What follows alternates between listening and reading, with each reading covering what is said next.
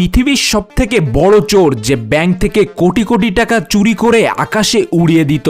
পুলিশরা চোরকে ধরতে ব্যাংকের ছাদে যেতেই সে চোরটা একটা বোতামে চাপ দিল, একটা ক্রেনের তারের মাধ্যমে শত শত তলা বিল্ডিং থেকে নিচে নেমে এলো, একটা বাইক নিয়ে পালাতে শুরু করলো। শত শত পুলিশ তাকে ধাওয়া করে ব্রিজের কাছে নিয়ে এলো। ব্রিজের দুই দিকে পুলিশ। তখনই ব্রিজটা ভাগ হয়ে উপরের দিকে উঠতে থাকলো। পুলিশরা ভাবলো চোরটা হয়তো এবার পালাতে পারবে না, কিন্তু তারা ভুলে গেছিল পৃথিবীর সব থেকে বড় চোর সে। উপরে উঠে যাও ব্রিজের দিকেই তার বাইক নিয়ে এসে যেতে থাকলো। নিচে নদীতে বাইক নিয়ে ঝাঁপ দিল। সবাই তখন ভাবলো চোরটা হয়তো মারা যাবে। তখনই তার বাইক আস্তে আস্তে একটা স্পিড বোর্ডে পরিণত হতে শুরু করলো। সেটা আশ্চর্যজনক ভাবে পানিতে চলা শুরু করলো। পুলিশরা পানিতে তাকে ধাওয়া করলো। চোর তার বাইকওয়ালা স্পিড বোর্ড পানির ভিতরে ঢুকিয়ে দিল, যেন সে পানির নিচেই হারিয়ে গেছে। কিছুক্ষণ পর হঠাৎ নদীর কিনারে সে ভেসে উঠলো। তার স্পিডবোর্ড আবারও বাইকে পরিণত হলো। চোর পালিয়ে গেল।